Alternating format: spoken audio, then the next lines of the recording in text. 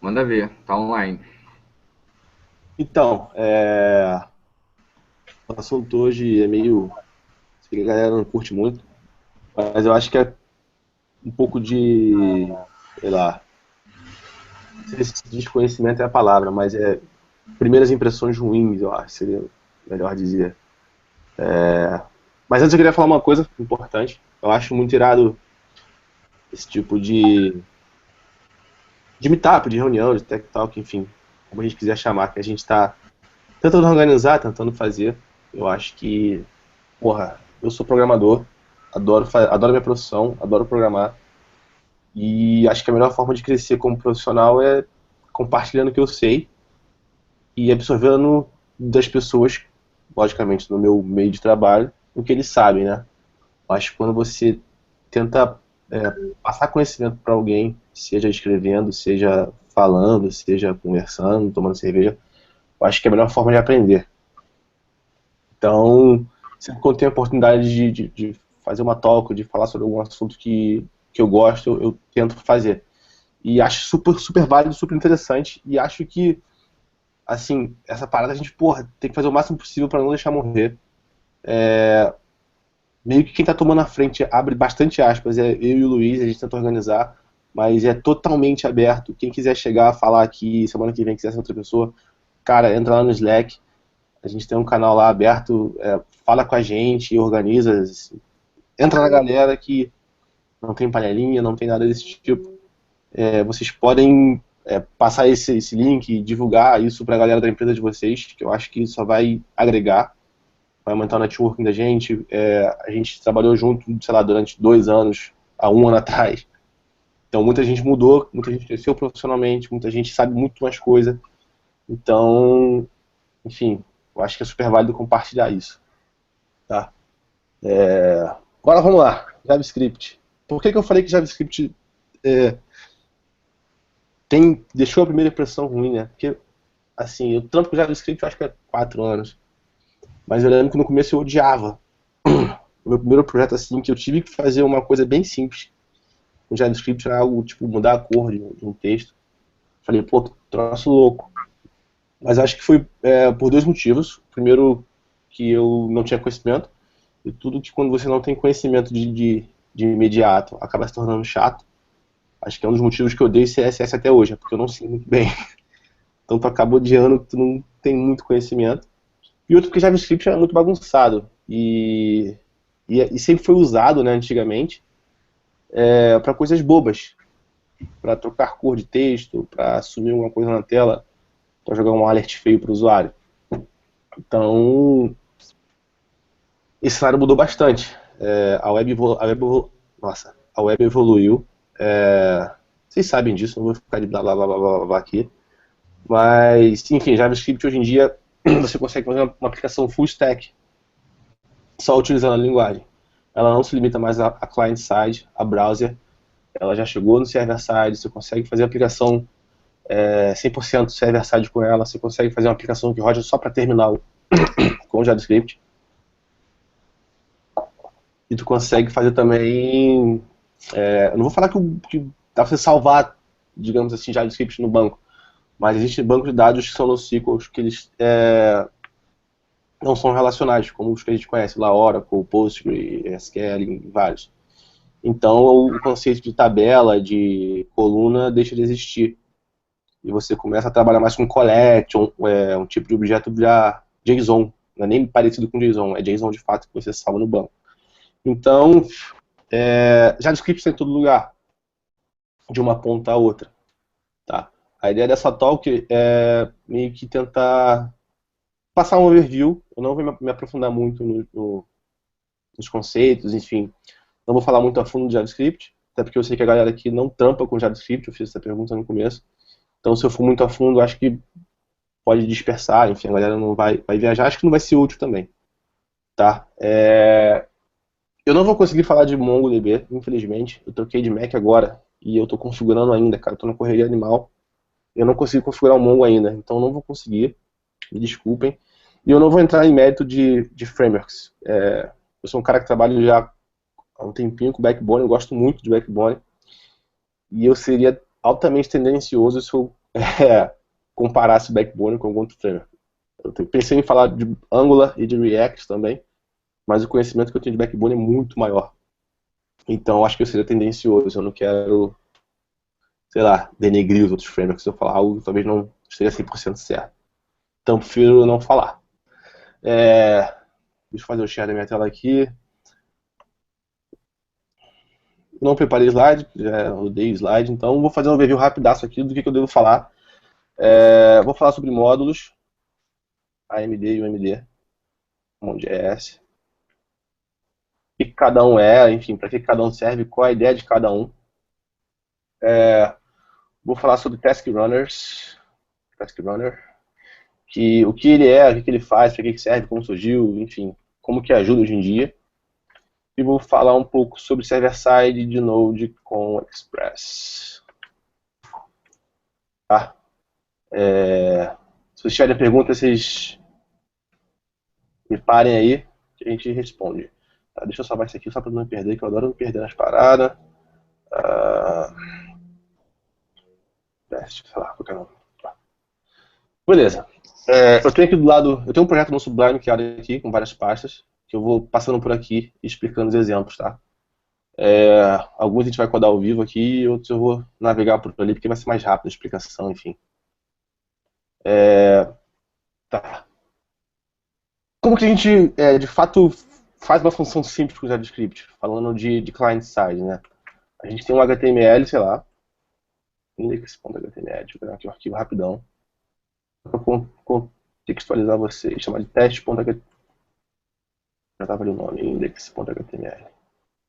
Salvei, vou chamar de olá, vou botar aqui um botão, show me, sei lá, qualquer coisa, dele.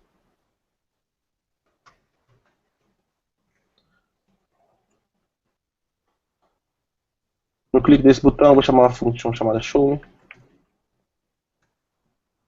Essa função vai estar aqui embaixo, tem uma tag script. Uma função chamada showme. Eu vou fazer um alert. Tá, showme.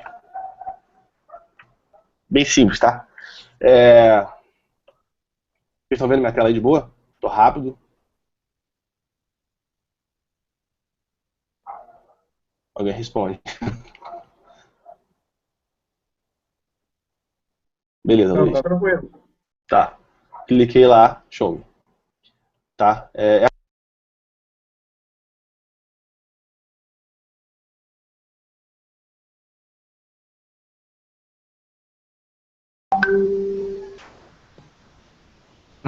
Renan, tá ouvindo?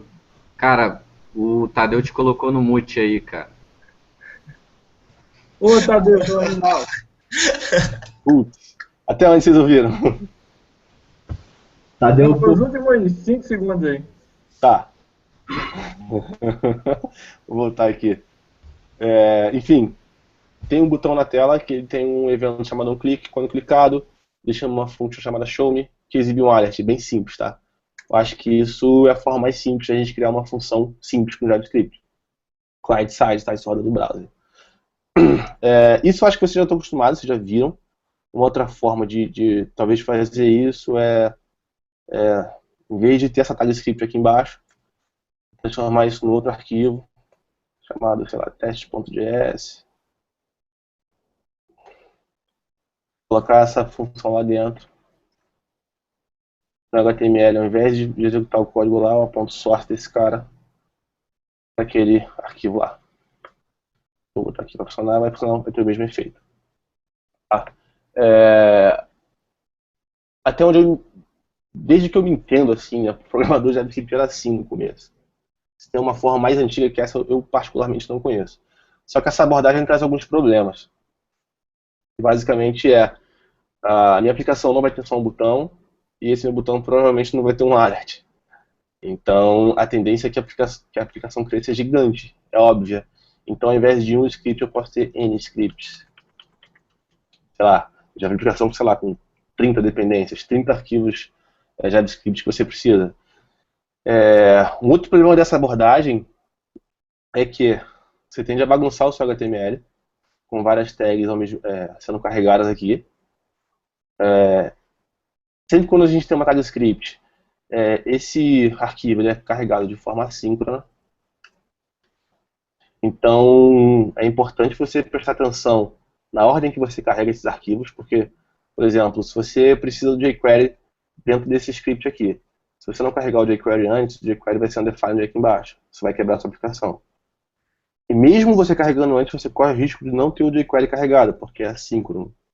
Então, começa a gerar uma série de dependências complicadas, conforme o projeto cresce, de você manusear isso. Tá? Tá, e como é que a gente resolve esse problema? O que a gente pode fazer? Esse cara aqui, só para testar. Existe uma forma de definição de módulo em JavaScript chamada AMD, que é Asynchronous Module Definition, que basicamente a gente define um módulo e as dependências desse módulo. Eu falando módulo, talvez possa ficar meio complexo, mas entendo um módulo como se fosse uma classe, tá? Mas não é bem uma classe. Mas entendo inicialmente agora como uma classe. Um arquivo JavaScript apartado, que vai ter um comportamento específico dele. A definição de um módulo AMD é bem simples. Por exemplo, tem esse tweet list view aqui, que basicamente é o seguinte. Deixa eu contextualizar vocês. Eu criei uma aplicaçãozinha aqui bem simples, que eu bato na API do... Nossa, eu errei o nome, era para ser do Twitter, mas eu acabei usando o GitHub. Eu bato na API do GitHub, num repositório meu específico, e pego os últimos commits que eu fiz e jogo na tela. Bem simples, sem nada demais, tá?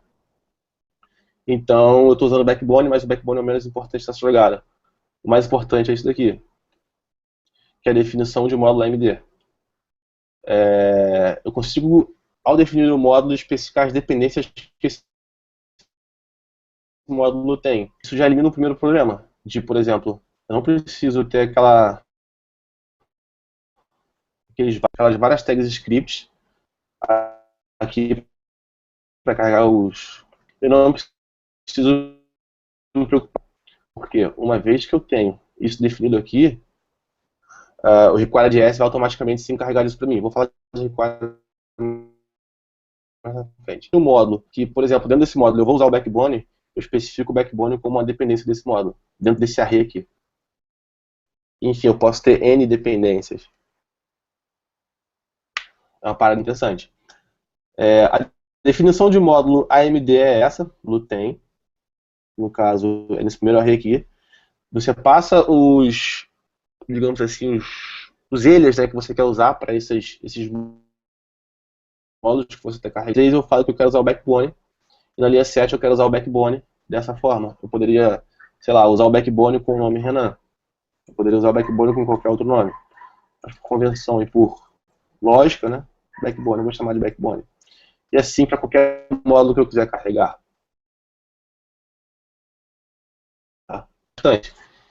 Importante ressaltar aqui é que isso deve ser respectivo. Então, se começa com o backbone, o primeiro módulo aqui embaixo, o primeiro alias que você der vai ser para o backbone, e assim para os outros. Tá? E aqui você segue a vida normal com a sua função. Você escreve o que você quiser escrever, o alert, enfim, o console, o que for. Tá? Só que isso, para funcionar, precisa de um tá? Porque certamente se você tentar carregar isso aqui direto através da TypeScript, o browser vai quebrar.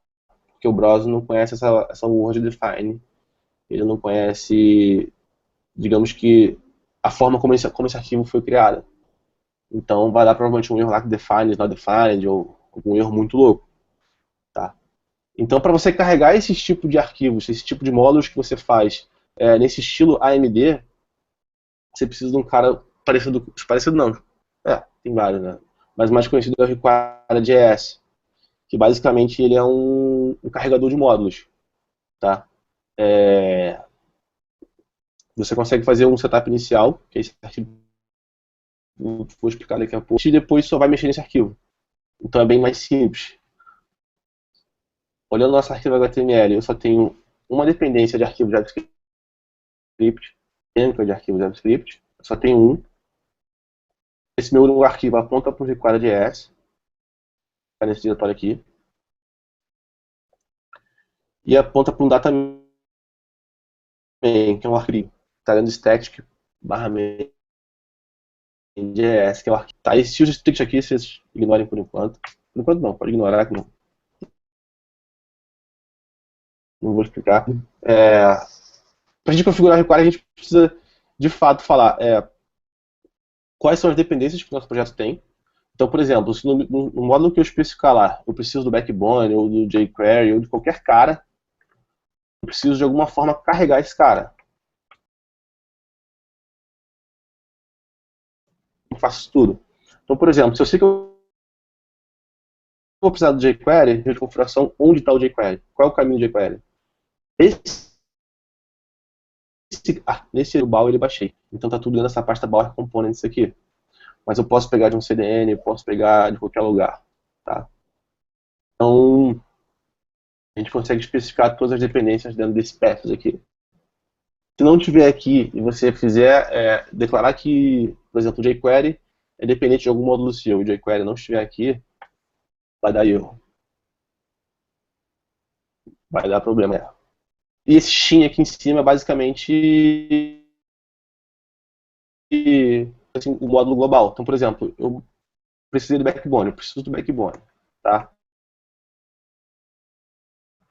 Os meus módulos vão usar o backbone. Então, posso deixar ele global. Para que dessa forma eu consigo o nome backbone. Vou explicar depois a diferença. Só usando o nome backbone. A vantagem não. O setup que isso exige é que o backbone ele pode ter as próprias dependências. Por exemplo, o backbone para rodar ele precisa do underscore, então você consegue especificar aqui as dependências que aquele módulo precisa. Também. Como se fosse uma tree, tá ligado? Uma árvore gigante de módulos de dependência. Falar que o seu módulo precisa de um arquivo JavaScript específico pode depender de outros N de modo, obviamente. Só que você não se preocupe em como carregar esses caras. O Require faz isso automaticamente para você. O caminho desses arquivos. O interessante do Require é que lógicas assim, dentro dele, tipo, por exemplo, você tem três, vai carregar uma vez só.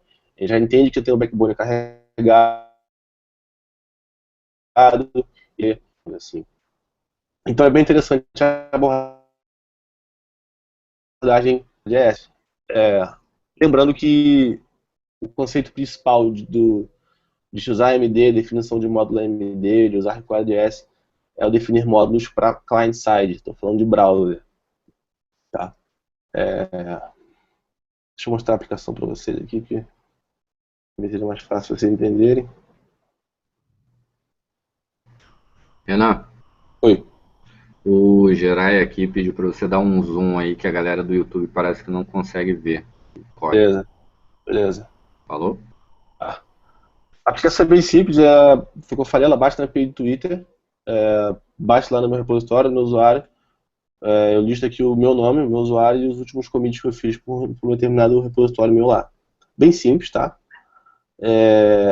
Só que o ponto eu não tenho uma cacetada de arquivos de tags e scripts, eu só tenho uma, e essa uma carrega um arquivo de configuração do Require, e nesse arquivo de configuração eu faço todo o setup que minha aplicação precisa. Então, assim, a gente resolve com um cara vários problemas que é de dependência do módulos. Por exemplo, o backbone precisa do jQuery. Se o jQuery não estiver carregado, a aplicação não vai dar erro. Ele percebe que o backbone precisa do jQuery e automaticamente carrega o jQuery para mim. Então, a gente acaba com um problema de dependência de módulos, acaba com um problema de ter várias tags e scripts, a gente consegue deixar mais organizada a aplicação e de quebra a gente consegue criar uma espécie digamos que, elementos públicos e privados, tá? Se vocês repararem nesse módulo, eu dou um return no backbone router. Ou seja, eu estou retornando isso aqui tudo que está aqui dentro. Então, todas essas quatro funções que estão dentro desse módulo, elas vão ser retornadas. Então, tipo, se eu instanciar esse cara,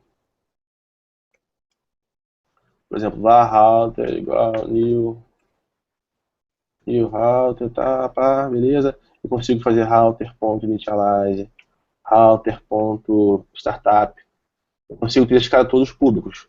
Mas da mesma forma eu consigo esconder esses caras, se preciso.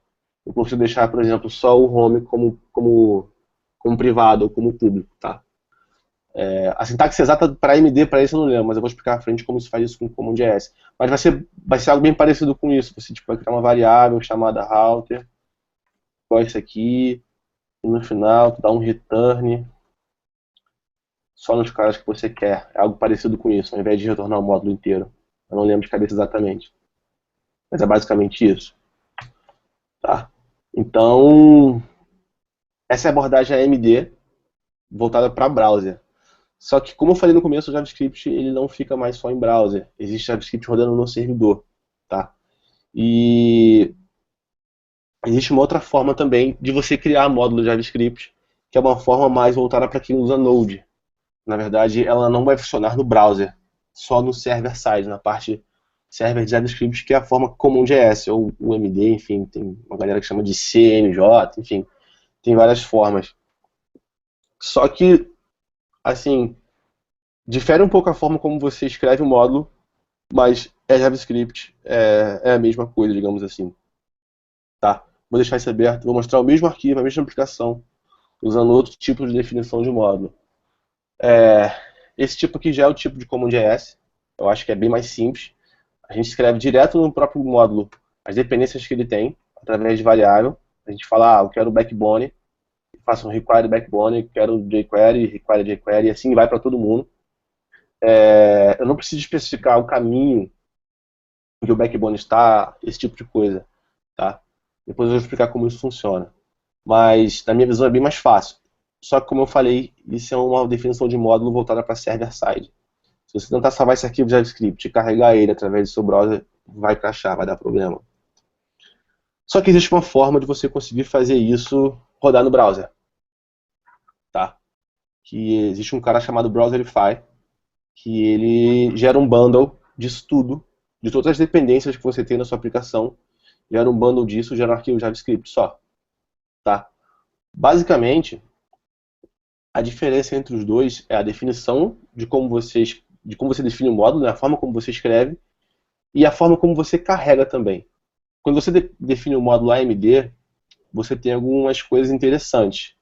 Por exemplo, imagina que essa minha eu errei o nome legal, não é Twitter List View, seria Commit List View, sei lá. Essa minha Commit List View tivesse uma dependência de um arquivo específico, sei lá, tivesse a dependência do Dash, saca? Só que essa Twitter List View nunca foi navegada para o usuário nunca renderizou ela na tela. Então todas as dependências que ela tem não vão ser baixadas. Então é interessante para quem tem uma abordagem um pouco mais mobile, quem se preocupa com banner, quem se preocupa com a quantidade de informação que o usuário está baixando, está precisando fazer download para carregar, para navegar na aplicação. Essa abordagem é bem interessante, ela é conhecida como lazy loading. E com o Require é bem mais simples de você fazer isso, até porque ele meio que faz isso meio que nativamente. Tem algumas formas de você melhorar esse processo, mas aí já entra uma parada bem mais a fundo do Require e acho que vai confundir bastante. Mas basicamente, isso é um grande poder que você tem ao trabalhar com AMD. Até porque, como eu falei, a AMD é bem mais voltado para browser do que o CommonJS. Quando você define o módulo CommonJS, você não tem como fazer lazy loading. Porque, como eu disse, você era um bundle de tudo. Então, quando o usuário entrar na sua aplicação e baixar um arquivo JavaScript só, com tudo. Então, é meio que uma balança aí. O que vale mais a pena? Eu fazer download sob demanda dos meus arquivos, conforme o usuário for navegando, ou baixar tudo de uma vez só. Enfim, aí depende de cenário para cenário. Tá? Vale a pena eu ter várias requisições para o servidor, menores, ou fazer uma gigante? Gigante, digamos assim, né? Uma maior. Então isso vai depender muito de vocês, do projeto, enfim, se é mobile, se não é, se é um projeto que talvez funcione com 99% dos usuários de desktop, cada um tem a sua particularidade. Eu particularmente prefiro usar a AMD se envolve mobile, se a gente vai ter, se a aplicação em si tiver outro tipo de acesso que não seja só desktop, se a grande maioria não for desktop, eu acho que vale a pena pensar na abordagem mais AMD. E caso não, caso seja só aplicação, sei lá, corporativa, que todo mundo para acessar tem que estar num computador, eu prefiro usar CommonJS pela simplicidade da definição do módulo, tá? E, sei lá, eu acho que é meio particularidade minha. Eu disse que a gente tem que gerar um bundle para conseguir fazer isso funcionar no browser. Então, se a gente for olhar o arquivo aqui, HTML, eu criei um bem simples aqui. Eles fazem a mesma coisa, mas é bem mais simples. Eu tenho um tag script que aponta para um bundle JS, que é esse carinha aqui. Se vocês olharem, é um arquivo JavaScript gigante. Tá vendo? Coisa pra caramba. E todas as dependências que a minha aplicação precisa tá aqui dentro. Então, por exemplo, se a minha aplicação precisa do backbone, o backbone tá aqui dentro. Que, por sinal, é esse primeiro cara aqui, ó, backbone, aí vem o código do backbone todo aqui. Se precisa de jQuery, o jQuery já tá aqui dentro. Foi o que eu falei, depende muito do cenário. Talvez valha a pena você dar esse tudo de informação pro teu usuário de uma vez só. É algo a se pensar. Tá? E a aplicação é praticamente a mesma. Eu acho que só não tem CSS, eu não utilizei, mas enfim, eu carrego a lista de commits, tá todo mundo aqui. Tá? Só que tem um pulo do gato que eu falei, que é o Browserify, que como que a gente faz para tipo, pegar todos esses módulos que eu criei, usando uma forma de declaração de módulos server-side, faço isso funcionar no browser. Tá? O Browserify é um cara que faz isso. A gente conseguiu usar ele, vou mostrar para vocês pelo terminal. A gente roda isso via de comando. Deixa eu só navegar até a pasta lá. Yes. Tá. Então, beleza, eu estou na pasta da minha aplicação, que eu mostrei para vocês lá, com aqueles arquivos todos. E a minha aplicação tem um arquivo principal, digamos assim, um arquivo inicial, a ponta da minha lista de dependências, digamos assim, que é esse main.js aqui. Então, o que eu faço nesse main? Eu instancio o router da minha aplicação, o backbone, tá? O router, por sinal, especifica as dependências que ele tem, como backbone, jQuery, underscore, outros arquivos JavaScript, tipo view que eu possa ter, collection e outras coisas. E essas collections aqui dentro, essas views vão ter outras dependências, enfim. O ponto é que esse main aqui é a ponta do iceberg, é a ponta da pirâmide. Se eu conseguir chegar nesse cara, eu vou conseguir montar a árvore toda de dependências para baixo. Tá? Então é nesse cara aqui que eu tenho que rodar o comando do Browserify. Para instalar o Browserify na minha máquina, eu preciso... Vou falar isso mais pra frente, como instalar, para não confundir. Mas basicamente é rodar o comando Browserify. Vou falar onde está o arquivo, digamos assim, da ponta que eu quero que ele, digamos, comece a fazer o bundle, comece a buscar pelas dependências, está dentro da parte static, main, -o, que é o output, eu vou gerar um bundle.js. Recapitulando, estou fazendo um Browserify, nesse main.js aqui, que é o topo da minha pirâmide, eu vou jogar um output, que vai me gerar um arquivo chamado bundle.js, com todas as dependências desse cara para baixo. Renan, Tá? Manda. é possível fazer vários bundles? Sim. Sim. Quer ver um exemplo? Eu vou gerar um bundle, um arquivo bundle chamado bundle. Ele gerou. Se você ver, tá aqui. É esse bundle aqui, tá vendo? Eu posso fazer um bundle chamado roca.js. Ele vai gerar aqui. É a mesma coisa. Sacou? Só que a diferença esse arquivo bundle vai ser o que você vai carregar no seu HTML. Se gerar um outro, você vai ter que carregar outro também. Sacou? Aqui não source. Só que isso tem uma situação meio ruim, tá? Que o ponto cada vez que você mudar uma vírgula aqui, por exemplo, eu vou mudar aqui, em vez de ser home, vai ser homes, tá? Mudei um S aqui.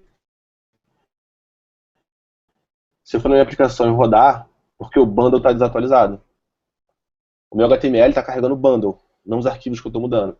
Então tem que vir aqui e regerar o bundle. Isso é uma parada bem chata, bem chata. Existe uma parada, enfim, uma forma de a gente melhorar esse processo, que eu vou falar mais à frente. Mas isso solucionou um problema, mas começou outro, que é a chatice, toda hora você tem que vir aqui e gerar o bundle, tá? Um outro ponto interessante em você definir módulos como o JS é que, como eu disse, esse módulo ele é feito para rodar no server. E com o Browserify a gente consegue fazer ele rodar no cliente. Então, dependendo da sua aplicação, se você tiver regra de negócio, validação, que você tem que fazer tanto no server quanto no cliente, você consegue usar o mesmo arquivo. Isso é bem interessante. Tá? Eu vou mostrar como fazer isso mais na frente. Alguém quer falar?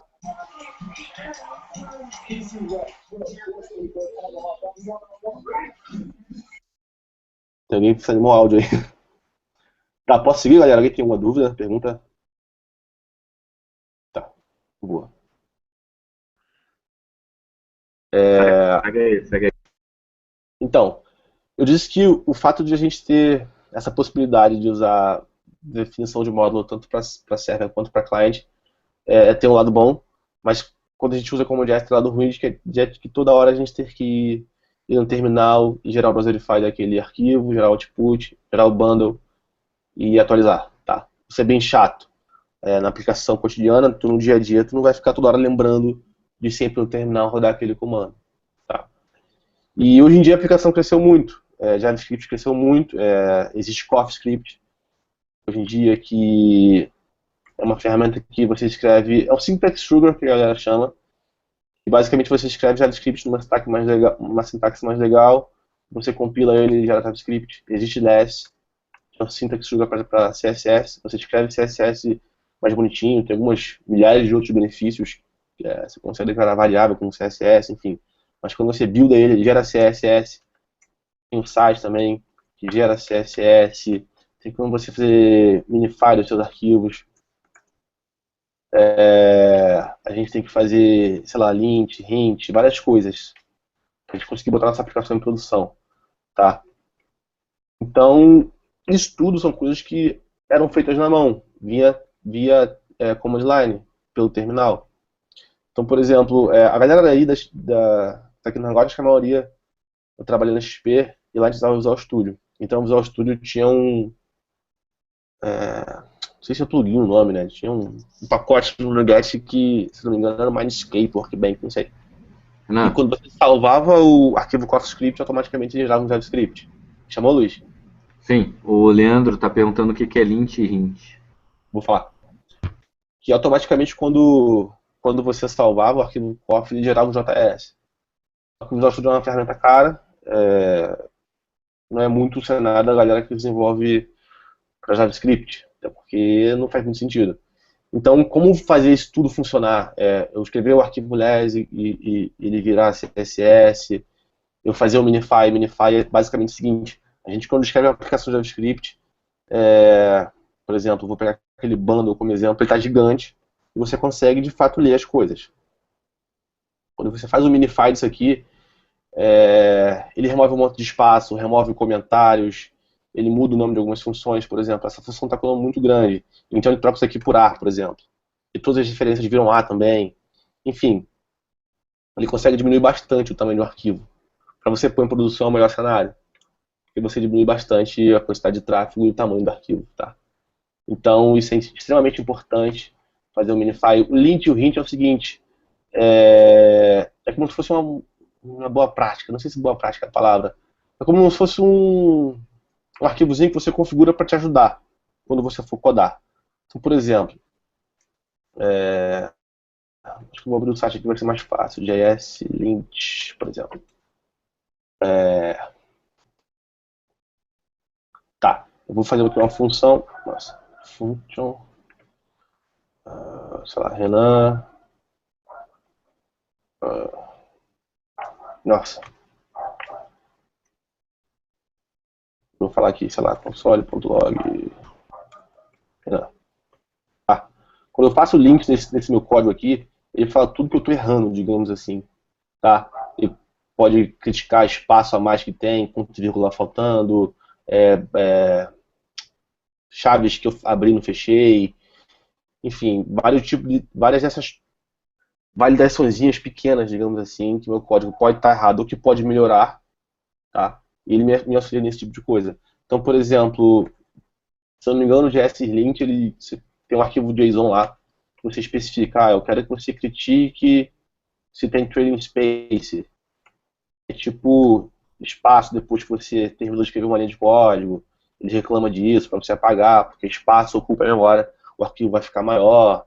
Ele critica se você tem complexidade, como é que é o nome? Complexidade cíclica, eu acho que é isso. Tipo if, dentro de if, enfim, Ciclomática.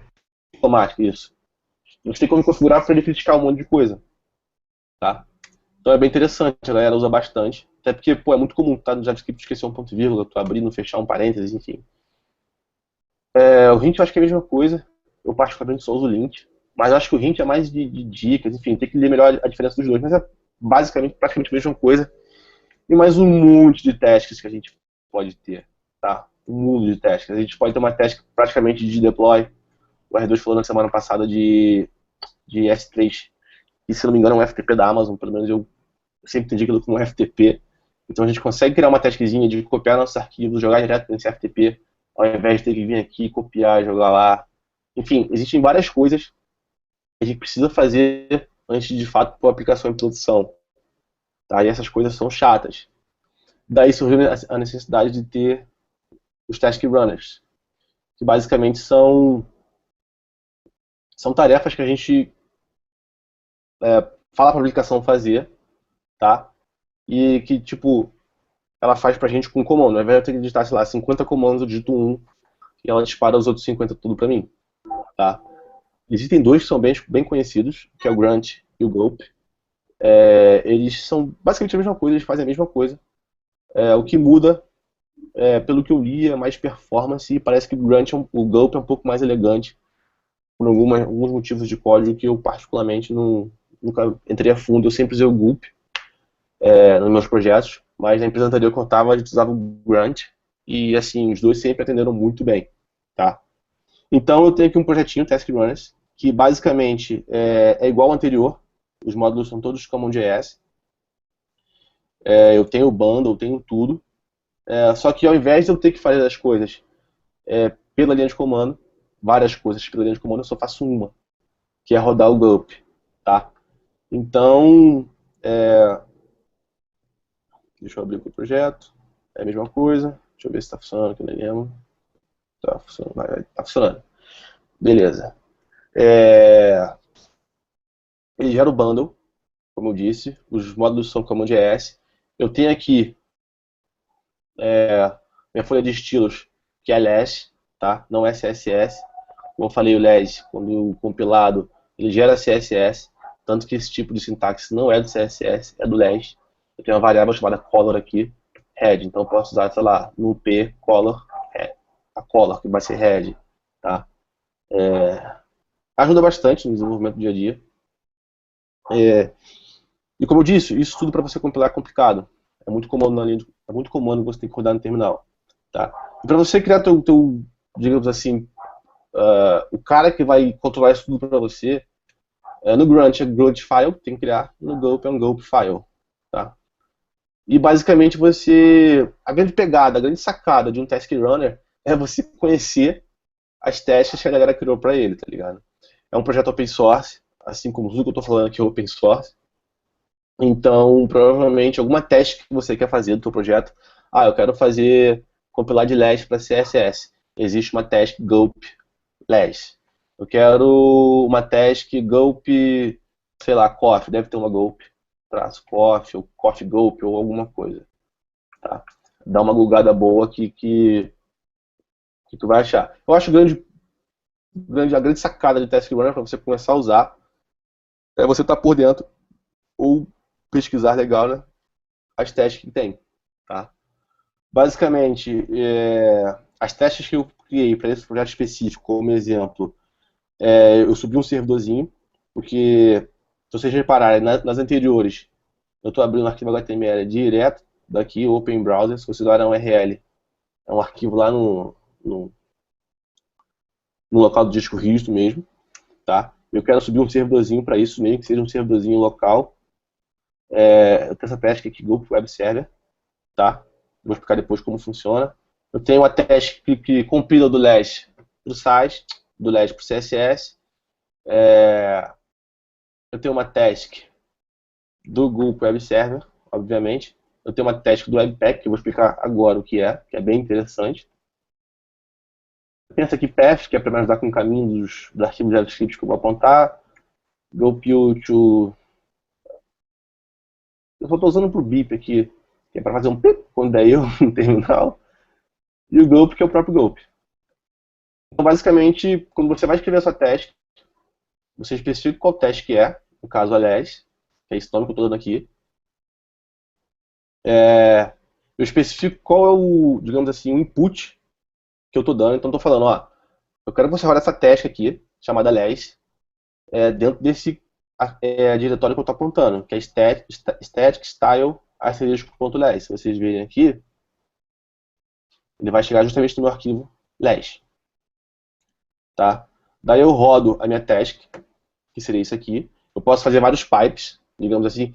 Pipe é meio complexo de explicar, mas é como se fosse você de fato executar teste. Você primeiro fala onde o arquivo JavaScript ou o que for que você quer fazer algo. O pipe faz o algo nesse arquivo, tá? Faz o que a task tem que fazer. E a última linha geralmente é o destination, que é tipo, para onde eu vou jogar o que eu fiz, saca? Então você informa o cara que você quer fazer, o que você quer fazer e onde ele vai jogar o resultado final. Então, basicamente, eu estou pegando aquele arquivo LES, rodando a task LES, que vai compilar tudo que está lá dentro, e gerar CSS, e vai jogar nesse diretório para mim aqui, static style. Tanto que aqui tem um style.css, que basicamente é aquele LES compilado. Tá? Se eu fosse fazer isso na mão, provavelmente seria um LES, não sei o que lá, de compile, de render, sei lá, nem sei como é que é a sintaxe disso aqui no terminal. Teria que ser feito por aqui igual o Browserify. Tá? Essa é a vantagem de usar um Task Runner. O Task Runner serve muito para isso. Muito não, para isso, tá? Auxiliar você no seu processo de desenvolvimento de tasks. Por exemplo, se eu estivesse usando o CoffeeScript, eu teria que ter uma task aqui, certamente, para o CoffeeScript, que aqui, ao invés de apontar para o arquivo LES, apontar para o arquivo Coffee, ia fazer o processamento do Coffee, e apontar, sei lá, para um destination, que ia gerar com o nome, sei lá, do arquivo .js. O arquivo que ele pegou de cima, ele ia gerar embaixo com JS. Basicamente isso.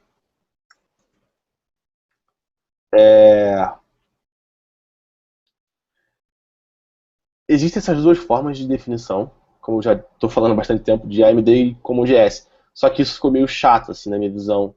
Porque, pô, caramba, beleza, eu quero fazer quero usar os dois, mas se eu usar um, não posso usar o outro, tem que fazer mágica, abre aspas, mágica, né? Não é mágica. Tem que ficar usando o Browserify para compilar do CommonJS, para rodar no browser, tem que gerar um bando, enfim, isso tudo acaba virando uma salada mista muito grande, muita coisa para você gerenciar. Mesmo se tendo Task Runner, fica assim, bastante coisa para você gerenciar no seu projeto.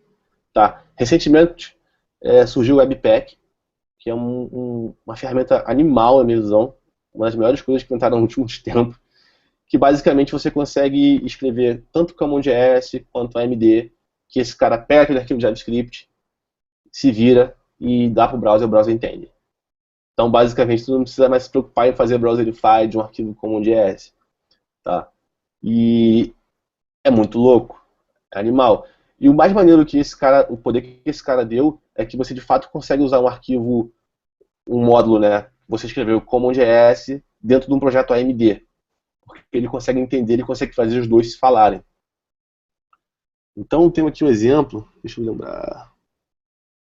Olha aqui, achei. Tá. Eu tenho.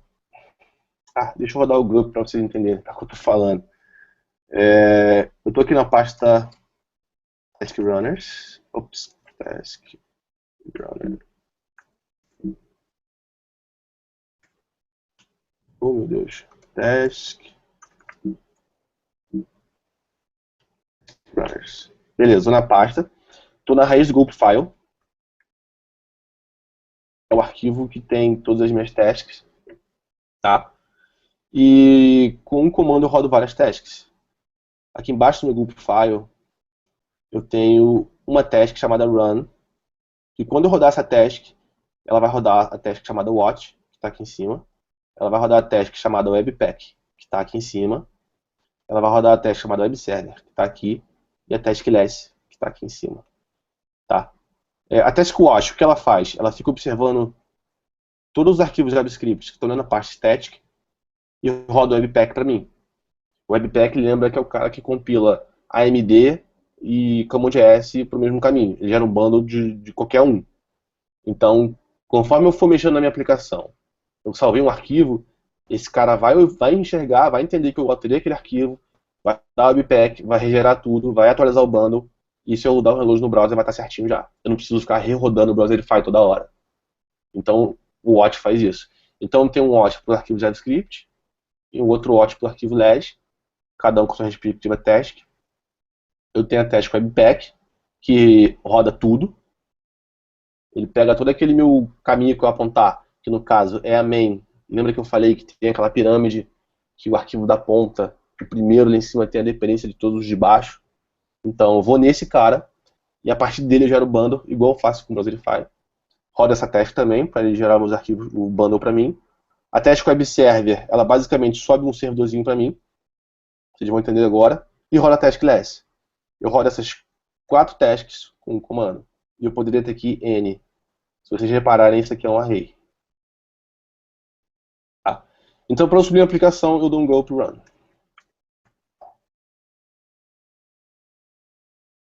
Já abriu o browser sozinho para mim. Tá aqui.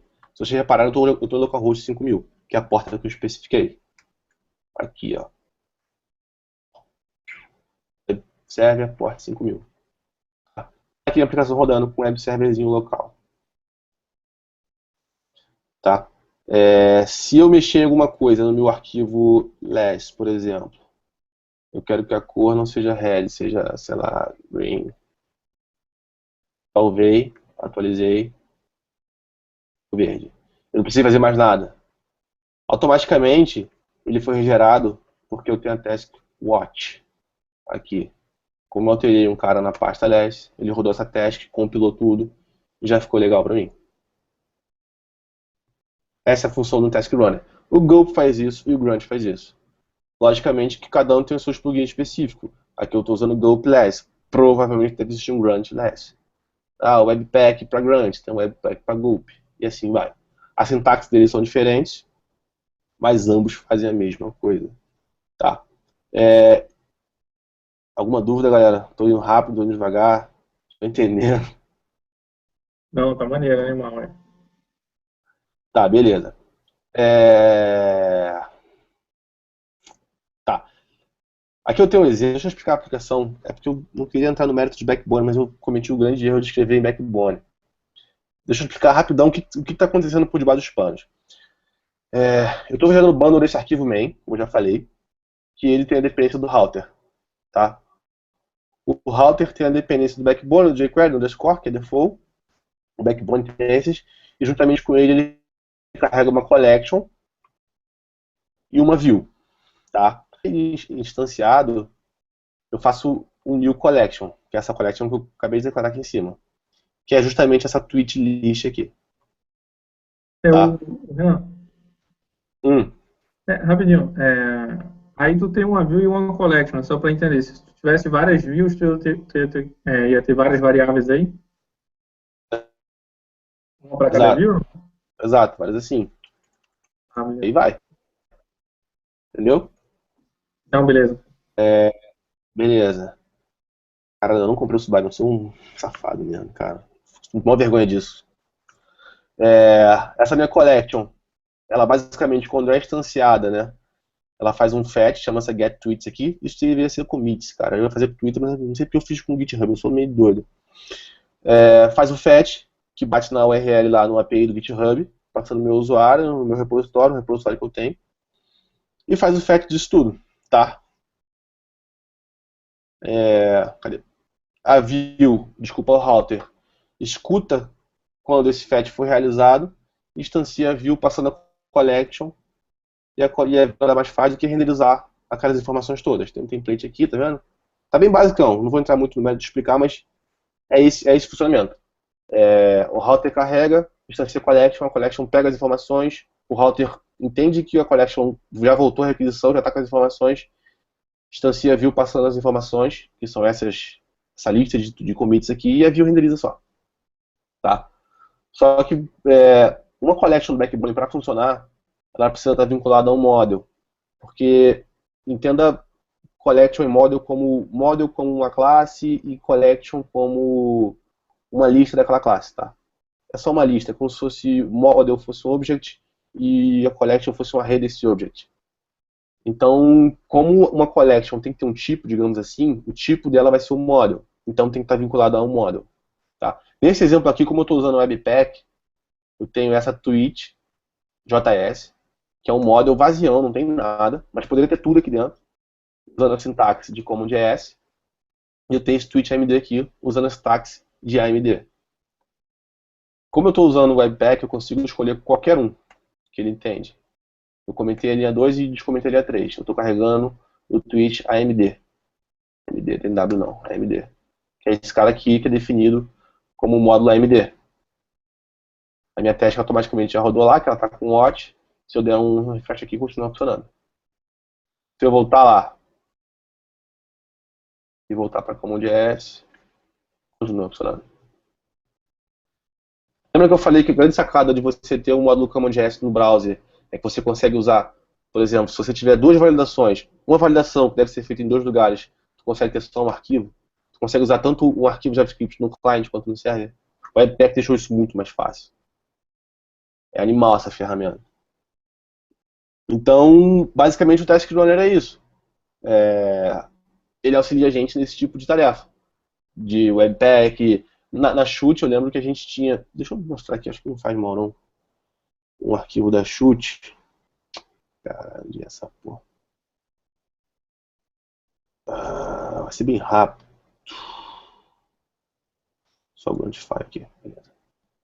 Esse era o nosso Gruntify com milhões de testes, tá vendo? A gente tinha aqui, ó. Uma teste que rodava o Grunt Contrib, muita coisa, enfim, fazia o build da aplicação, instalava as dependências, rodava o JS Hint, fazia o concat dos arquivos. Uma coisa legal que dá para fazer também é o seguinte, por exemplo, tu vem aqui e cria uma variável, por exemplo, variável tipo ambiente, aí seta como DSV. Então você consegue usar essa variável na tua aplicação, saca? Então, por exemplo, você quer fazer o path de um arquivo, sei lá. Aí você fala, sei lá, JS barra, você concatena com essa variável. Então, dependendo do ambiente, ele vai carregar o arquivo de um lugar diferente. Saca? Isso é legal. Aí você provavelmente vai ter uma task que faz o replace tipo, de ambiente para DSV ou produção. Saca? Tem bastante coisa que você consegue fazer. Deploy, como eu falei, a gente tinha uma task lá para deploy. Enfim, é uma mão na roda. Basicamente é isso, Task Runner. Alguém tem alguma dúvida? Tô falando pra caramba. Alguém tá entendendo, pelo menos? Não, dúvida não. Eu esqueci que estava no mute aqui. Sim, tá ok, tá bem legal. Tá. Fala. Posso ir? Fui. Manda abraço aí. Tá. Existe um cara também que a galera confunde muito, que é o Yeoman, sei lá como se fala. Que a galera confunde ele com Task Runner também. Ele não é um Task Runner. O Yeoman, esse cara aqui é Yeoman. Esse cara nada mais é do que um scaffolding, tá? Então, por exemplo, imagina esse projetinho que eu fiz aqui de Task Runner de exemplo, que tem o Webpack, que tem o Gulp, que tem, sei lá, o LED configurado, que tem o Backbone, que tem o underscore, que tem o jQuery. Tu imagina esse setupzinho como pode ter sido chato no começo, tá? Então o IO serve para isso. Ele tem vários scaffoldingzinhos dentro dele, tá? Que quando você roda um comando no terminal, você sei lá, IO generate não sei o que, ele já monta meio que o projeto com uma estrutura para você, tá? Então é bem útil também. Ele vai te tipo economizar o trampo inicial de ter que criar essa mini arquiteturazinha aqui, né, de arquivo JavaScript. Ele é outra coisa, ele não é um Task Runner. Por mais que ele tenha dependência do Task Runner, se não me engano é o Grunt, ele não é um Task Runner. Ele é um gerador de scaffolding. Só que, como é open source, a galera contribui bastante. Cara, tem muita coisa. Tem muita coisa. Tipo, deve ter scaffolding pra tudo. Pra Angular, pra React, pra Backbone, pra tudo. Pra Meteor, acho que até pra .NET deve ter. Eu usei um para Angular e o que eu usei lá também já tinha o test runner, tudo, test Tem? runner tudo configurado, bem maneiro mesmo. Sim, ele, pô, a mão na roda, cara. Outra parada que eu vi ali no site do IO que eu acho interessante falar, não tá nem aqui, é sobre gerenciamento de dependência no projeto. Acho que eu já falei sobre isso uma vez, tá? Vocês viram falando sobre NPM, sobre Bower. Existem duas formas de você gerenciar, tá? As dependências do seu projeto. Na verdade, três. Você pode usar o Bower, você pode usar o NPM, ou você pode baixar no site. Então, por exemplo, eu preciso do jQuery, tá? Você pode pegar a CDN no jQuery, baixar no site, jogar na pastinha e apontar para lá, ou instalar pelo Bower ou pelo NPM. Tá? O que a galera usa bastante hoje, eu acho que é o mais o NPM, porque eu acho que o Bower perdeu um pouco de sentido, porque o Bower ele é focado somente em client-side, tá? Então se você tem uma aplicação que só vai rodar client-side, não tem nada de Node, que o teu contato com o terminal vai ser zero, ou muito pouco, vale a pena você ir pelo Bower, tá?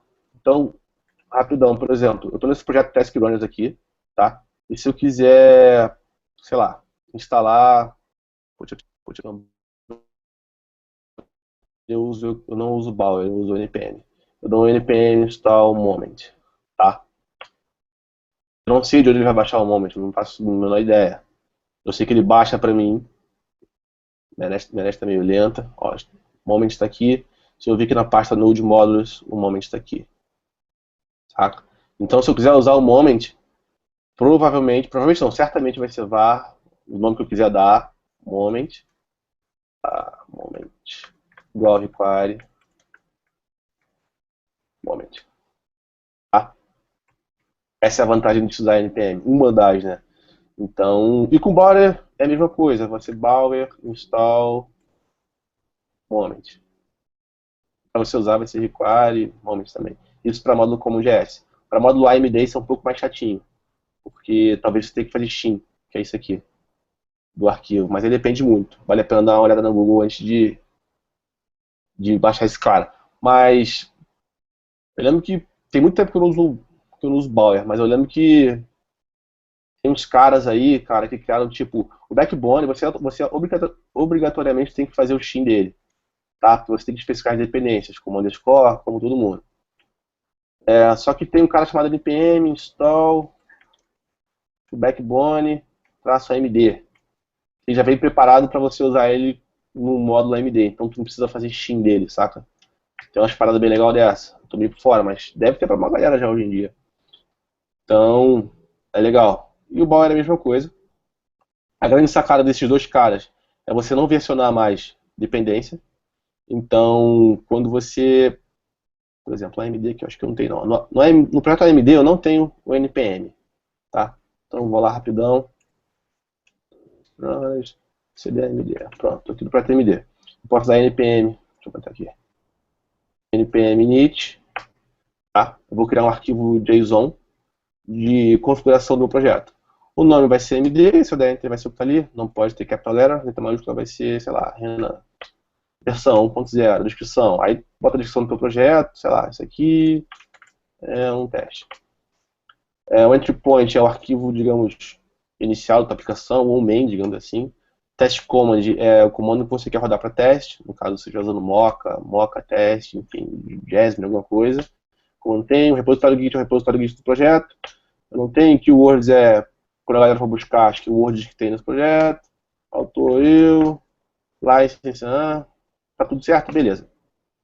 Quando você cria esse arquivo package.json, através do package do npm init, ele gerou aqui, tá vendo? Package.json com todas aquelas coisas que eu fingi escrever lá. Tá? A partir de agora a gente consegue rodar o comando npm install alguma coisa. Se eu rodar em que o backbone é muito grande, tá? Aliás, na internet. Vai pegar o...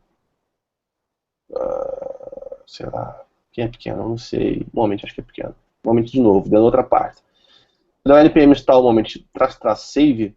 e der Enter, ele vai baixar o Moment para mim e vai jogar ele como dependência aqui, ó. Tá? Então, o ideal é que quando eu faço as push desse projeto, ou check-in, eu não suba a pasta Node Modules, que é onde ele vai instalar as dependências que eu estou baixando. O ideal é que eu adicione essa pasta no git ignore, alguma coisa do tipo. Eu não sei no TFS como que é o nome disso, mas com certeza tem. Mas rapidão, tipo, git ignore é um arquivo que você cria e nele você especifica quais caras você quer ignorar no seu check-in. Então, certamente eu botaria lá Node Modules. Então, quando eu fizer push ou check-in, o conteúdo dessa pasta vai ser ignorado. Entendeu? Então, nunca vou mencionar ela. E a pessoa que for baixar esse projeto vai só dar o npm install. Tudo que tiver aqui dentro de dependência, se tiver 1 milhão de coisas, ele vai baixar tudo e instalar. Não é mais uma boa prática você versionar isso. Tá? O ideal é que a gente sempre especifique as dependências através ou do package.json ou do Bower. Bower.json também, se não me engano, que é o do Bower. Tá? Existem as dependências, existem as dev dependencies também, tá?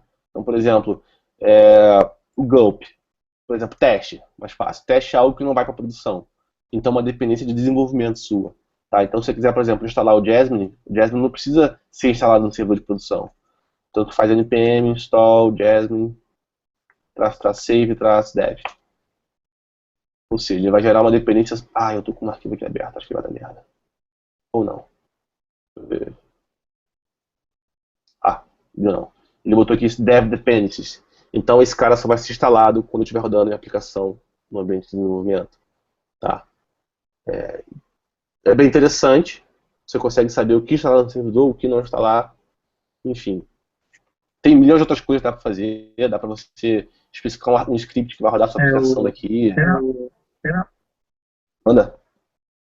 Seguinte, como é que tu define se tá rodando tipo um release ou debug? Como é que eu defino o que vai para produção ou não, é isso? Isso, tá. Quando tu compila, tem uma tag. Tem sim, cara. Você consegue criar variável de ambiente com o Node, tá? Basicamente é a Node Env, se eu não me engano, cara, o nome. Não, você especifica se tu tá rodando aplicação em DSV ou Production, ou outro ambiente. Tá? Se for DSV, ele vai instalar isso aqui. Sacou? É mais ou menos isso. É isso. Alguém tem alguma dúvida? Uma dúvida no projeto de vocês. Servidor, vocês fazem Node mesmo? Se a gente usa Node? Isso. Para fazer o server. Cara, então, na Chute, que é a empresa que eu trabalhava, tinha bastante coisa, cara. Mas o mandatório do back-end era Ruby. Então, a gente subia nossos arquivos JavaScript para pro S3. Caralho, o moto tá passando voado aqui. Nossa. A gente subia nossos arquivos JavaScript, arquivos estáticos, JS, HTML, CSS, pro S3 e basicamente já apontava para nossa API em Ruby. Mas tinha coisas também que rodavam em Node, mas eram mais coisas. Cara, pra ser sincero, nem sei muito o que tinha de Node lá, não. Sei que tinha, mas acho que era mais coisa de I/O, saca? Não era coisa de processamento, não. Mas tinha também. Beleza. Tá, vou partir agora para falar de Express Node. Pra gente fechar, já falei pra caramba. São 11h13, uma quarta-feira. Tá, basicamente, a gente saiu do client-side e... Tá, eu acho que... Como é que eu posso dizer? Vamos lá. Node.js é mais do que eu falar que é JavaScript no servidor, é um pouco mais do que isso, tá? Node.js é JavaScript, de fato, que você consegue criar uma aplicação server escrevendo em JavaScript, mas ele, digamos, seria usado para você criar a aplicação de rede em si. Tá? Ele não é um servidor web, não é um web framework, alguma coisa do tipo. Ele é, digamos que uma tool que você consegue criar aplicações de rede. Aplicações que podem ser, sei lá, um jogo, uma aplicação real-time, uma API, ou sei lá, um servidor de arquivos, enfim, whatever, tá? Só que, logicamente, para você optar por usar Node, tem algumas coisas que deve levar em consideração, tá? Só para contextualizar, o Node roda em cima do V8, que é a engine que roda no Chrome, né? Mas existe um wrapperzinho em cima dessa function, dessa engine, que é o Node, tá? Mas digamos que o core seria essa engine V8, essa runtime aí. Mas basicamente ela roda no server e é JavaScript. Existem grandes vantagens e desvantagens, tá? Existem várias coisas, mas tem uma que é interessante eu explicar. Deixa eu ver se eu consigo criar aqui um arquivo rapidão de exemplo. Por exemplo, deixa eu criar aqui um HTML rapidão. JavaScript, por essência, por natureza, ele é single thread, tá? Já tem aqui, beleza, vou até usar esse cara aqui então. Ele, por essência, é single thread. Isso quer dizer o quê? Que só existe uma thread rodando na aplicação. Você não tem como ter multithread com JavaScript. Isso tanto no client quanto no server. A galera, quando fala de Node, fala Node é single thread. Não, JavaScript é single thread. E, consequentemente, Node também. Um exemplo disso, eu vou pegar esse cara aqui, que eu botei o exemplo lá, o showMe, e vou fazer aqui o seguinte. A function showMe vai exibir um alert. Já tinha um alert, eu apaguei, né? Falar assim, olá. Certo? Se eu rodar esse cara aqui, browser, clicar, olá. Nem cliquei porque mostrou lá. Não, Maria. Function show. Pronto, agora sim. Olá. Olá ou não olá. Vou rodar aqui, clicar, exibiu olá. Tá? Só que se eu chegar aqui e fizer um exemplo, tá? Um set timeout aqui, que basicamente é um callback esse cara, basicamente. Clicar olá 2. O que set timeout é? Eu falo, ó, chama essa função que eu estou especificando aqui dentro, depois de 2000 milissegundos. Também é conhecido como 2 segundos. Tá?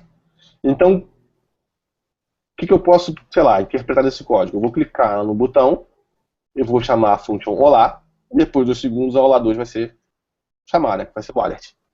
Se eu vir aqui e fizer isso, a olá está ali. Já se passaram mais 2 segundos e a olá 2 não foi exibida. Tá? O que acontece? Eu travei a thread. O alert ele trava a thread, ele é uma operação que bloqueia o CPU. Se eu der OK, contar 2 segundos, outra vai aparecer. 2 segundos vai aparecer outra. Eu liberei a thread. Tá? Então quando a gente coda JavaScript, a gente tem que pensar nisso. A gente tem uma thread e a gente tem que fazer de tudo para não bloquear essa thread. Saca? Então esse mesmo raciocínio, essa mesma linha de pensamento, tem que seguir à tona quando você está fazendo uma aplicação server-side. Que provavelmente todo mundo vai bater lá, vai ter acesso pra caramba, enfim. É algo diferente. Então, uma das grandes coisas que tem que ter em mente quando você vai começar a optar por usar Node a minha aplicação precisa de processamento que é chamado de bloqueante de CPU. O que seria isso?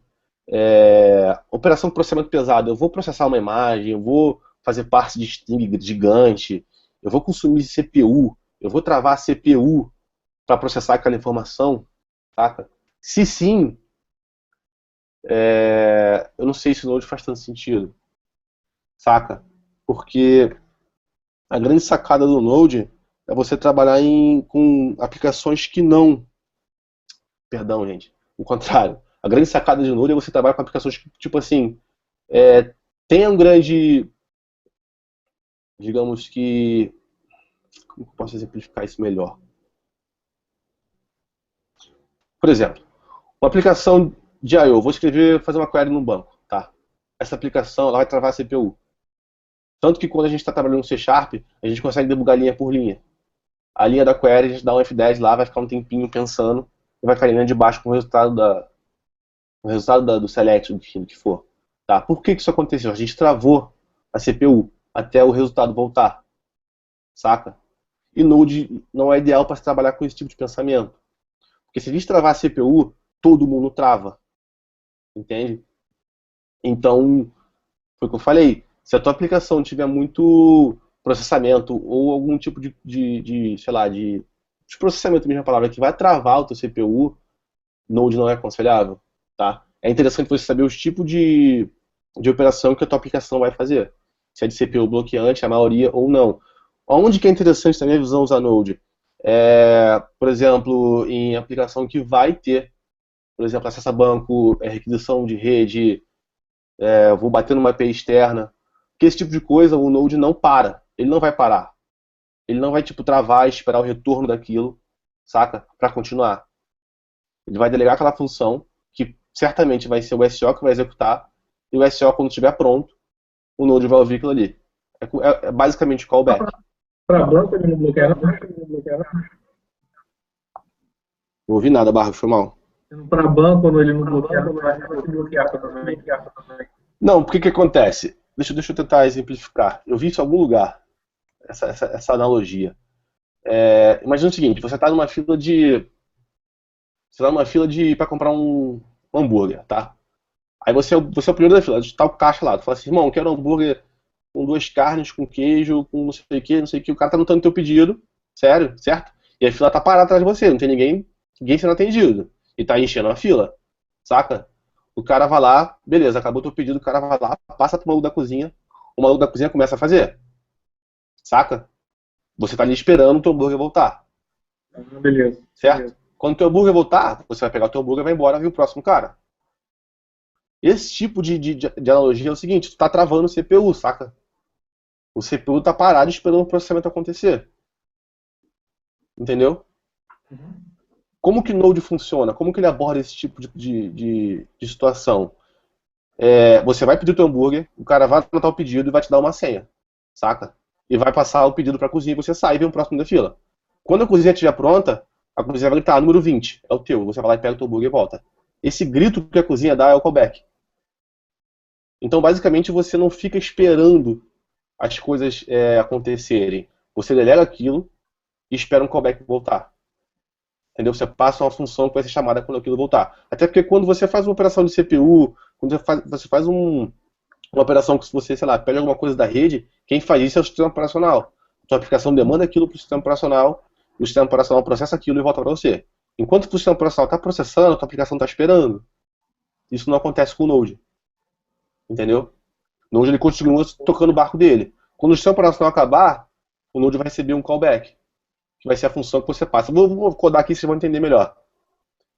Renan. Entendeu mais ou menos a analogia? Não, entendi. Então, nesse cenário, eu acho que é interessante você usar Node. Se você tiver bastante I/O, se você tiver bastante, sei lá, requisição de rede, isso vale a pena, saca? Porque você não vai travar a thread. Você não vai travar o CPU, sacou? Porque você só tem uma thread. Se você travar aquilo, sua aplicação vai por água abaixo. Se você tiver que fazer esse tipo de operação de CPU bloqueante, você precisar esperar tal coisa ser feita, que, por exemplo, é o caso de processar uma imagem, não tem como, sei lá, processar uma imagem e fazer outra coisa. A tua aplicação precisa esperar aquela imagem ser processada, saca? Se tu precisa parar a CPU para fazer tal coisa, não é ideal tu usar Node para esse tipo de aplicação, saca? Porque Node é tudo desenhado para trabalhar como event-driven, tipo, baseado em evento, você chama aquilo, delega aquilo, espera aquilo ser feito, quando voltar o Node pega e continua e assim vai. Que é o que a galera chama de event loop, saca? O Node roda tipo como se fosse um loop eterno rodando ali, dentro de uma única thread. Chega uma requisição no servidor, ele pega aquilo, delega aquilo e continua rodando e vai assim, saca? Olha, falou alguma coisa? Eu queria perguntar em quais cenários o Node é recomendado usar. Tá, então, em cenários que você tem muita operação de escrita a banco, porque foi o que eu falei, operação de escrita a banco é uma operação que vai travar o teu CPU, saca? Então o Node não vai travar, ele vai passar isso para SO e vai continuar tocando o barco dele, saca? Entendi. Por exemplo, chamar uma API, você pode chamar e ficar esperando ou pode chamar e tocar o barco, saca? O que você deve fazer assincronamente, o Node é interessante. Agora, se você tiver que processar algo específico, saca? E aguardar o retorno aí não é bom. Exatamente, não é interessante você usar Node. Porque você vai travar a thread, você só tem uma thread. Eu não sei muito bem no caso do C#, mas eu posso estar falando besteira, alguns de vocês me corrigam se eu estiver errado. Mas quando, por exemplo, você está com o IS lá rodando, você Eu entrei no site, aquilo gera para mim uma nova instância. Se eu não me engano, eu caio naquele pull thread pool, sei lá, do IS lá, e eu tenho um processo para mim, para o meu usuário. Aquilo acontece, volta para mim, aquilo fecha, aquilo acaba. Tô falando alguma besteira? Não, não, deu certo. Não é isso mesmo, mais ou menos? Uhum. Uhum. Só que com o Node não tem isso, é uma thread só. Saca? Essa, na minha visão, seriam os cenários que seria interessante usar Node. Cenários em que você vai tipo, delegar as tarefas ao invés de você fazer, digamos assim, sabe? Passa o problema para a rede, passa para o sistema operacional, passa para a API terceira e continua tocando o barco ali. Quando voltar, você pega aquilo, processa e retorna. Tá? O que é isso? Porra, aplicação em tempo real, que você tipo, tem que receber uma coisa, fazer um processamento rápido, simples e retornar. Isso é interessante você fazer no Node. Para você fazer API, que geralmente você vai bater lá, a API vai ter uma regra de negócio mínimo, um processamento mínimo, vai delegar a função de banco para algum outro cara, vai bater numa API externa, enfim, vai delegar essa função para outro dispositivo, outro projeto, sei lá. Não vai ser feito na própria API. Então é interessante usar Node nesses casos. Saca? Com isso eu vejo problemas também, pelo fato de usar JavaScript, porque JavaScript não é uma linguagem certa, digamos assim, é muito louco, cara. Eu me amarro em JavaScript, mas é muito louco. Existem vários problemas que provavelmente você vai ter por JavaScript trabalhar com essa abordagem de callback, que, pô, tem race condition, que basicamente como é que eu posso dizer? Você faz uma query aqui, faz um select, sei lá, certo? Você faz select no cara, tipo, cara 1, e passa um callback. Esse callback vai ser chamado, meu Deus, vai ser chamado quando o cara 1 executar. Vai cair nessa função aqui dentro, certo? Só que esse cara 1 vai retornar o retorno dessa primeira query aqui, que é o nome. O nome do usuário. Não, o ID. Certo? Aí você vem aqui e faz uma outra query. Select. Cara 2. Aí passa, sei lá, o ID. Tá ligado? Para essa outra query. Aí tem outro aqui. Outro callback. Tá? Aí você vai, pega esse retorno, faz uma outra query. Ou faz outro processamento que exige um callback. E assim você vai. Quando você reparar, você vai ter um callback helper, que o pessoal chama. Uma lista de callbacks, um dentro do outro gigante. Esse tipo de coisa é muito complicado de você gerenciar na aplicação, saca? Então, esses são, digamos assim, os problemas que o Node pode te trazer. Não é nem Node, acho que é JavaScript, mas como tu tende a usar isso mais na parte server, vai atrela muito só ao Node. Tá? Pela complexidade, talvez, de ser, de codar num estilo mais event-driven, saca? E race condition é tipo, você faz um processamento aqui em cima, processamento A, saca? E quer usar o processamento A aqui já embaixo, o retorno dele aqui embaixo, saca? Só que tem o processamento B também. O B já voltou e o A não, saca? Você precisa do B e do A, sei lá, um exemplo. Entendeu? Tipo, nem sempre o primeiro cara que você chamar vai ser o primeiro a voltar. Talvez o último possa responder antes do primeiro, e se você ficar, tipo, exposto e, tipo, acreditando que a ordem vai ser mantida, eu chamei a primeira função, ela vem antes da segunda. Você pode estrepar feio com isso. Você vai estrepar feio com isso. Isso é o que a galera chama de race condition. Esses, na minha visão, são assim, coisas que podem te dar problema com o Node. Fala aí, Barros. Não falei nada, não. Tá. Então, basicamente, assim, na minha visão, são os cenários que eu usaria. Os prós e os contras, acho que são esses. Como eu falei, o Node não é o Web Framework. Não é. Existe um cara bem conhecido para isso, que é o Express. Tá? Ele é open source também. Tudo que eu tô falando aqui é open source. E ele basicamente é um web frameworkzinho que você consegue usar ali com o Node. É o que a gente vai fazer aqui agora. Eu vou criar aqui, sei lá, de teste. Eu queria muito usar o Mongo, mas estou sem Mongo na minha máquina. Vou criar aqui um servidorzinho web, sei lá, uma API, alguma coisa pra gente aqui rapidão. Tá? Eu tenho essa pastinha Express aqui que tá vazia. Eu vou criar aqui dentro um arquivo chamado server.js. Tá? O vazião. E eu vou criar um package JSON também, tá? Então, peraí, eu tô aqui na parte aqui, eu vou sair, vou na parte Express.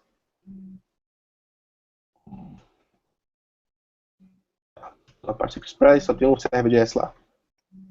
Cara, tô me ligando aqui no WhatsApp, é muito chato isso, cara. Tá, vou dar um npm init, vou inicializar. Não posso usar a letra maiúscula, então eu vou botar aqui Express assim, para não dar erro. Só um nome único, versão 1, descrição, tá. Beleza. Vou vir aqui, tem um package aqui vazio. Vou dar um npm install Express, que eu preciso desse cara, para save.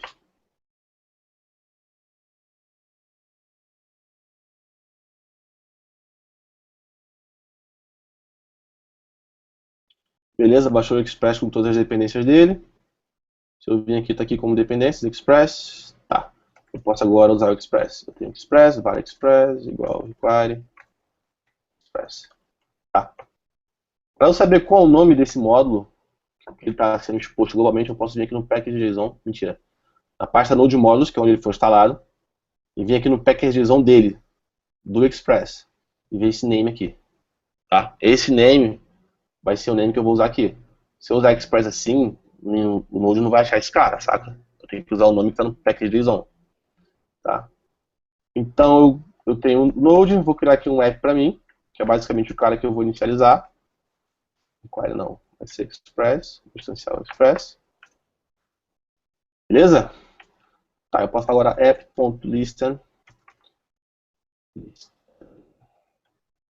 9001. Vou subir um serverzinho na porta 9001. 3 GB de código eu consigo subir um servidorzinho, tá? Beleza, eu tô aqui na pasta do Express, do meu projeto. Tem o server.js, que é o cara que eu estava mexendo. De fato é meu servidor, digamos assim. Eu posso rodar node server.js. Enter. Na porta, peraí, fazer uma coisa que vai ajudar bastante. Console.log inicializado na porta 9000. Então, se eu vir aqui agora e rodar, inicializado na porta 9001.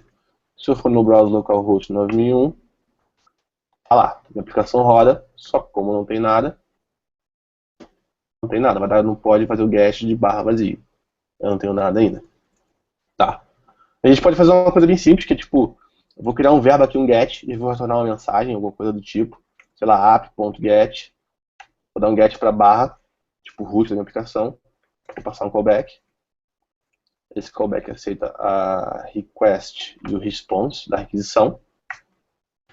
Eu posso falar aqui a request, a response, desculpa, .send. Se eu falar atualizar, não vai ter nada. Eu tenho que parar o serviço aqui e subir de novo. Eu vou aqui, olá. Eu estou batendo provavelmente aqui na barra vazia. Tá? O default de qualquer requisição que o browser faz é get, a não ser que você especifique que é put ou post. Tá? Por isso que ele conseguiu achar aquela rota lá que eu escrevi aqui. Eu retorno lá.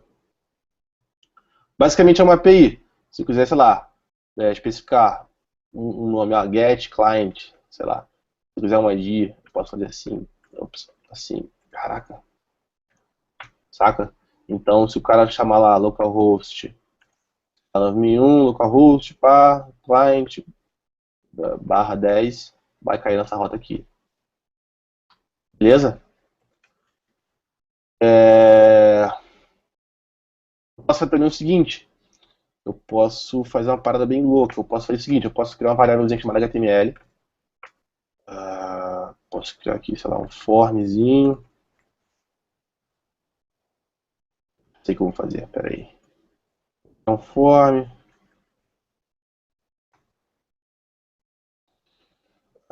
Action tem que ter. Eu não lembro se tá estudando, não. Vou pegar esse aqui que vai ser assim, mais fácil.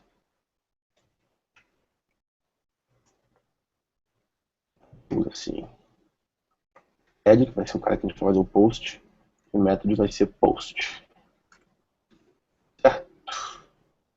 Aqui mais, falei de baixo para dar uma organizada.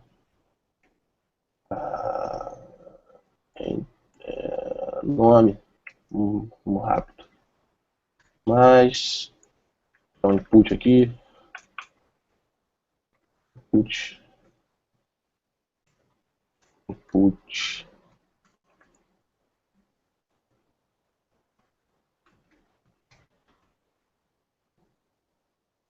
Text, vai ser um textinho, o name dele vai ser, lá, user. Beleza? Vou mais aqui, vou botar pode chavar aqui um BRzinho. Tá acompanhando, galera? De boa? Tranquilo. De boa, de boa.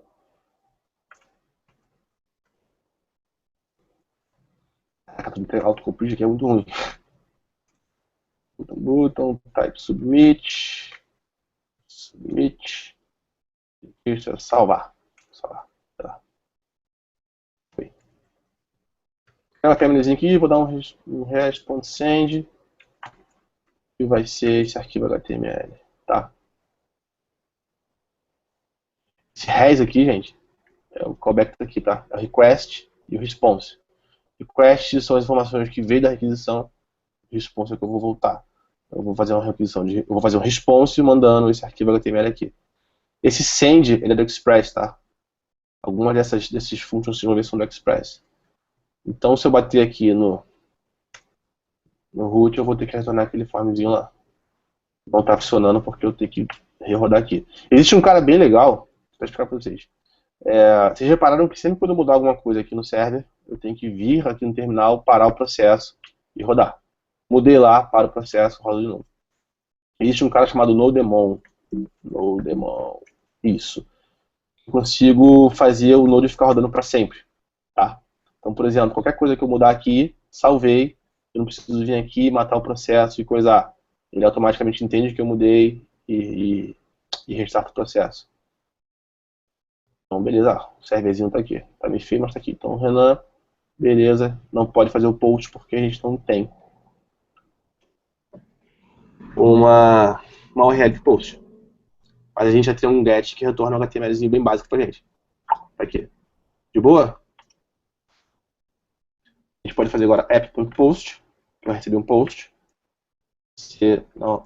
Barra add, no caso, localhost 9001 barra add, é uma função que é o callback, né? Esse é o request, o response, é meio que igual essa parte, é meio chato. Tá? Mas basicamente estou fazendo uma APIzinha aqui rapidaça pra gente testar. E posso fazer aqui um console.log saved. Eu faço português, inglês, tudo errado. Salvou. Tá? Rodou lá o processo já. Vem aqui, pá. Salvou, tá aqui no console.log. O console.log do Node não é no browser, é no terminal. Tá aqui, salvou. Vocês conseguem ver aí? Suponho que sim. De Beleza. boa. Vamos postar uma parada pra você, vamos fazer um negócio legal aqui. Vou criar um array aqui chamado users, vazio, e quando o cara fizer post, eu vou pegar as informações lá e vou salvar nesse array. Então eu vou pegar request.body, o body da requisição. Eu vou falar aqui, mais fácil, users, que é o array lá de cima, .push, que é como se fosse um add. Eu vou adicionar um cara no array, fazer um push. O body da requisição, que vai ser esse name aqui. Beleza? O processo está rodando, vamos ver. Add. Vazio. E Renan. Salvar. Ops. User is not defined. É user, não users. O user aqui. Então, agora vai funcionar. Add aqui. Renan. Salvar. Salvou, porque 2 vezes.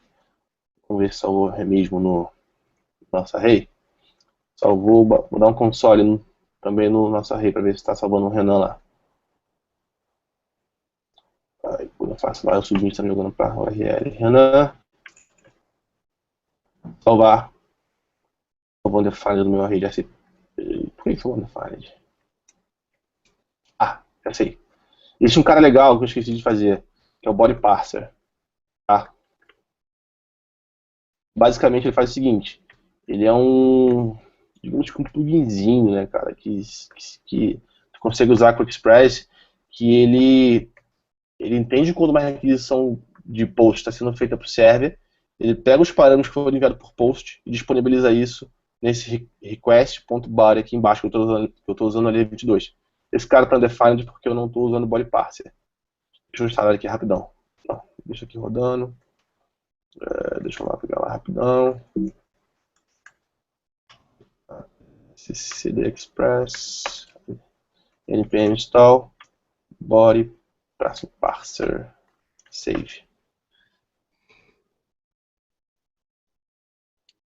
Beleza, já baixou o cara, eu consigo fazer o require dele aqui.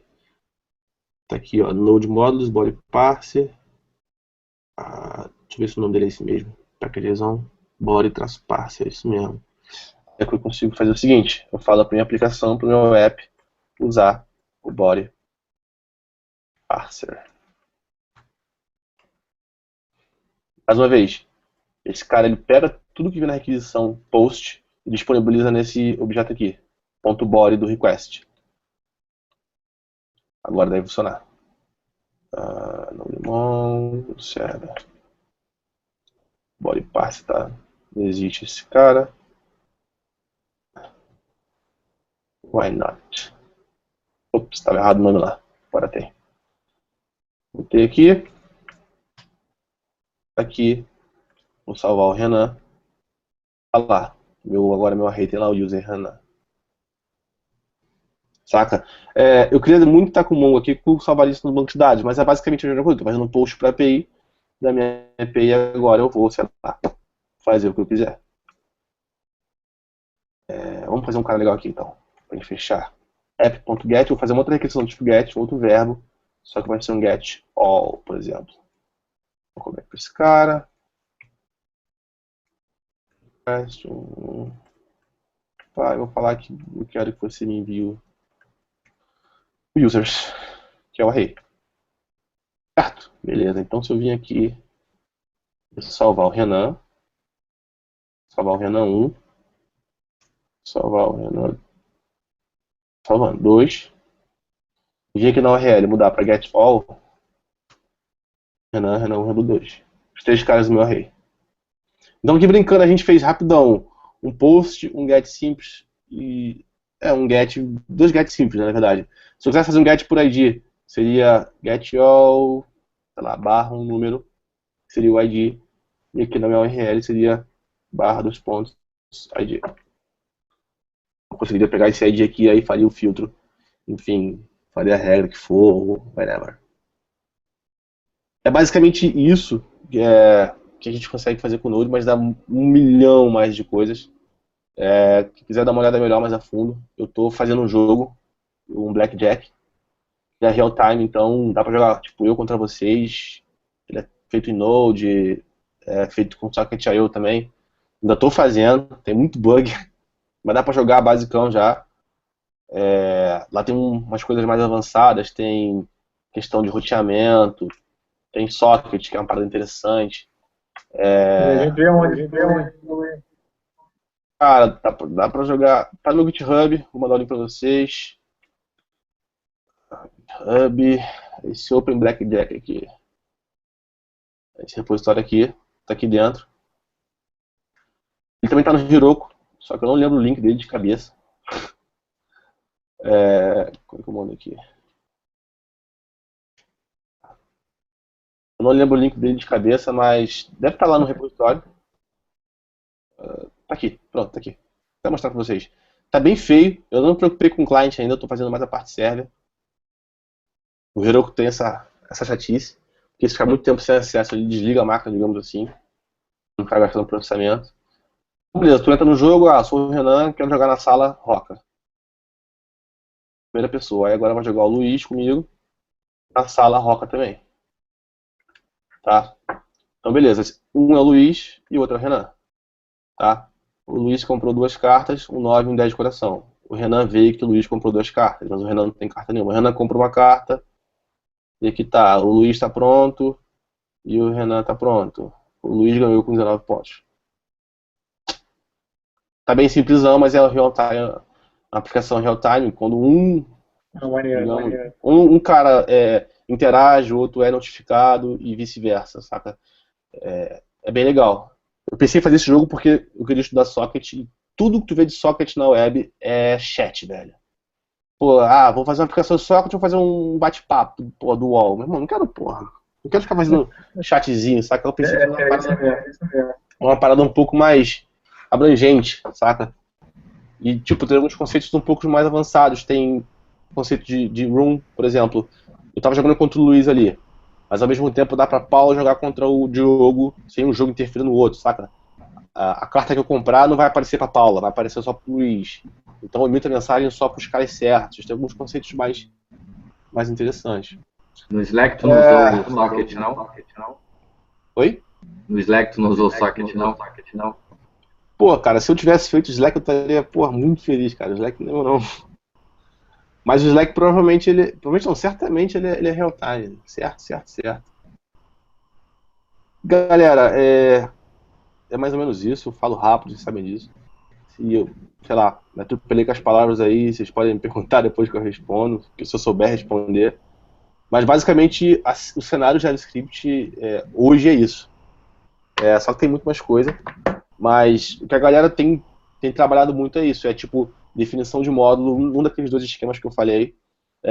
A galera tá migrando muito pro Webpack, porque traz essa facilidade. Uma parada legal para mostrar. Rapidaço, vai ser 1 minuto. Lembra que eu falei que dá para usar um módulo tanto no client quanto no server? Deixa eu pensar como que eu vou integrar esse cara aqui. Já sei.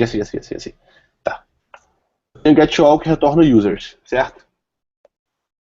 Eu criei aqui já na maldade um carinha que é showLength. É bem simples, tá? É um módulozinho que ele retorna o length de uma propriedade que você passar. Se você passar um string, vai retornar um string.length. Se você passar um array, o array.length. Uma collection, o length da collection. Enfim, vai retornar o número da parada. Só que esse cara, ele tá naquele meu projeto de CommonJS dentro da pasta model, tá vendo? Tá aqui. Dá pra vocês verem de boa? E se eu quiser usar ele, eu tenho esse alert pronto aqui. Beleza, deixa eu te comentar. Se eu vim aqui rodar esse cara, Open Browser. Ops, não alertou por quê? Já sei porque não alertou. Tem que gerar o bundle, chatão, velho.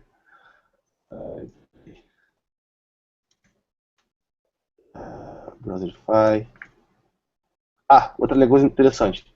Para você usar esses caras assim na linha de comando de forma global, por exemplo, eu estou na raiz do C2 pontos, sei lá, de um lugar bem louco. Eu tenho o Browserify aqui para mim, tá vendo? Como eu tenho o Gulp também, como eu tenho o Nodemon, se não me engano, também tenho. São pacotes que estão instalados de forma global. Então, por exemplo, se eu quiser usar o Gulp de forma global, npm install Gulp-G. Ele instala, digamos, para o teu computador inteiro, digamos assim. Então é por isso que de qualquer lugar eu consigo rodar o Browserify. Então, vou rodar o Browserify, está dentro de static. Vou gerar o bundle de novo para rodar o alert lá. main.js, -o, vou gerar um output bundle.js. Beleza, agora deve dar o alert. Tem 30. Então eu tenho 30 itens aqui. Se vocês verem lá no código, rapidaço, minha view nada mais faz do que chama aquela function lá, passando a collection. Aquela function retorna o length da collection. O length do cara que eu vou passar para ela. E ele joga um alert disso. Tá? Só que imagina que você poderia ter uma regra de negócio muito louca. Aqui. Então beleza. Eu quero usar esse cara também lá no Node, naquela aplicaçãozinha que a gente fez, eu quero pegar o count daquela collection que a gente tinha lá e usar o mesmo cara para calcular. Como que a gente faz isso? Vamos lá. Lembrando que esse cara aqui que eu falei, ele é um módulo CommonJS. Eu estou usando ele no browser agora, mas eu vou usar ele no server. Então beleza, eu vou lá no nosso server.js, vou pegar ele, var.count, vou chamar de count. Pare e passo o caminho dele, meu irmão. Vai ser uma braba achar o caminho agora. Vamos lá. Eu estou dentro de server, eu vou voltar um diretório. No Express, vou entrar dentro de CommonJS. Isso, como é static. Vamos lá para onde o cara tá. Model. Show lane.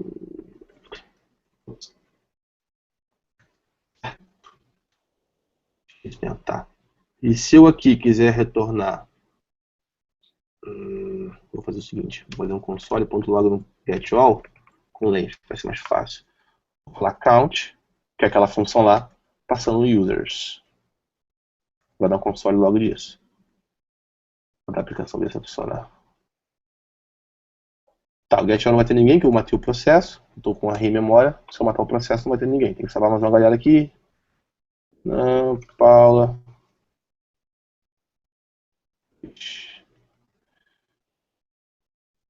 Beleza. Salvei o Renan, salvei o Luiz. Paula não salvou, não? Paula. Salvou. Tá. Se eu for no getAll agora, o getAll vai usar aquele mesmo módulo lá para fazer um processamento para mim, uma regra de negócio, que for. Beleza, retornou o que tinha que retornar e logou 3. Foi o que eu falei da sacada. Eu tenho, tipo, um módulo que eu consigo usar ele tanto no server quanto no cliente. Saca? É o mesmo cara. Muito maneiro, muito maneiro. Common.js, static, model, show length. Ele tá aqui, ó. Isso é muito legal. Saca? Então evita de você duplicar, por exemplo, você tem uma regra de negócio que você precisa validar no cliente, precisa validar no server. Tu faz um arquivo só e usa o mesmo cara. Essa sacada é muito legal. Galera, eu acho que é mais ou menos isso. Falei bastante já. Sei lá, se tiverem dúvida, pergunta, sei lá. É um assunto meio louco, JavaScript, né? Uma coisa assim, essa eu sempre olhei, mas eu nunca tive vontade de usar, mesmo? Leste? É. Cara, o que acontece? Eu sempre usei. Pra mim vai ser meio tipo JavaScript. Beleza, mas parece uma coisa desnecessária. Cara, o que acontece? Na Chute a gente usava Sage, tá? Só que eu tô indo pra outra empresa, tô indo pra Vigor, e lá eles usam LES, tá ligado? Aí eu falei, caceta, velho, eu tenho que me adaptar ao LES. Cara, eu tô até curtindo. O Sage também tem, mas tipo assim, uma das coisas legais pra você fazer com eles, por exemplo, deixa eu mostrar aqui rapidaço. Por exemplo, você quer fazer uma Media Query, por exemplo. Vocês estão ligados que é Media Query? Vou explicar. Media Query é o seguinte, design responsivo. Eu vou fazer resize da minha tela do browser até, sei lá, a tela normal tem, sei lá, 1.200 pixels. Quando chegar ali em 500 pixels de largura, dá a entender que eu estou entrando mais ou menos no mobile, saca? Então a aplicação toda se redesenha a partir disso. A partir da largura do dispositivo, eu redesenho minha aplicação, tá? E o cara que entende isso, a largura do aplicativo, do teu dispositivo, digamos assim, do teu browser, né, é chamado de Media Query. Media Query. Nossa. Então eu tenho um exemplozinho aqui, acho que é no Task Runners, quer ver? Style, por exemplo, aqui, ó. Eu falo que tablet, que é uma variável que eu criei, tablet, tá vendo? Eu vou usar ela quando o mínimo da largura for 0 e quando o máximo for 959. Deixa eu diminuir para ficar melhor. Quando for 400 de largura, tá? E aqui na linha 9 eu falo, ó, quando essa condição for satisfeita, que condição é essa? Quando a largura mínima for 0 e a largura máxima for 400, largura mínima 0 não faz sentido, tá? Seria melhor tipo 100. Quando a largura do meu browser estiver entre 100 e 400 pixels, eu quero que o space tenha cor azul. Beleza? Então, aqui, se eu rodar essa parada aqui e ficar renderização no browser, vai ter que trocar a cor do P. Tá todo mundo preto. Se eu vir aqui mudar, ó, eu tô com 800 pixels, pá. Ops. Pera aí, tem alguma coisa errada. Ah, não salvei. Não tô rodando o gulp. Pera aí. Fontes. Runner, Open Run. Que é o cara que compila o LED, né, velho? Se ele estiver rodando, ele vai funcionar. Beleza. Subi meu browserzinho. Então, na API do GitHub. Que geralmente é lerda. Ah, velho, bora. Se eu diminuir de 400... Ah, ficou azul, viu? Porque o meu browser tá num tamanho que ele faz essa condição aqui. Amanhã. Só que, tipo assim, com LEDs fica muito mais fácil, tá vendo? Consigo criar, tipo, variáveis, funções, várias coisas. Isso com CSS é um pouquinho mais chato, tá vendo? Ele compilou aquilo lá pra isso aqui. Enfim, cara, assim, eu tô começando a usar. Dá pra fazer isso com sites também, mas eu tô curtindo a sintaxe do LED, cara. Tô curtindo. Mas ele é muito pessoal, cara. Não, beleza. É isso, minha galera. Tô 2 horas falando já, velho. O Pedrinho falou que você tem uma alternativa aí pro Sublime, que é o VS Express. Tá? E é o quê? VS Express. Ai, Você não fica Cara, é na verdade. realidade aí. é verdade. Foi aí, galera. Alguém tem alguma pergunta, alguma coisa? Pra mim tá show. Bom, demorou. Galera, a pegada é a seguinte, pô, sintam-se à vontade, cara, se alguém quiser falar algum assunto, alguma coisa, acho super válido, foi o que eu falei no começo, né? A pegada é compartilhar, tá ligado? Experiência e aprender e, tipo, ninguém é melhor que ninguém sabe mais que ninguém, tá todo mundo no mesmo barco. Então, pô, acho muito maneiro. Quarta-feira, 11h55, tem uma galera aí online. Porra, é isso aí, galera. Vamos que vamos. Show de bola. Obrigadão, Renan. É nóis, Paulinha. Aquele beijo. Aí, sempre o cara do GS. Sou nada, mano. Fudido. Valeu, galera. Valeu, boa noite.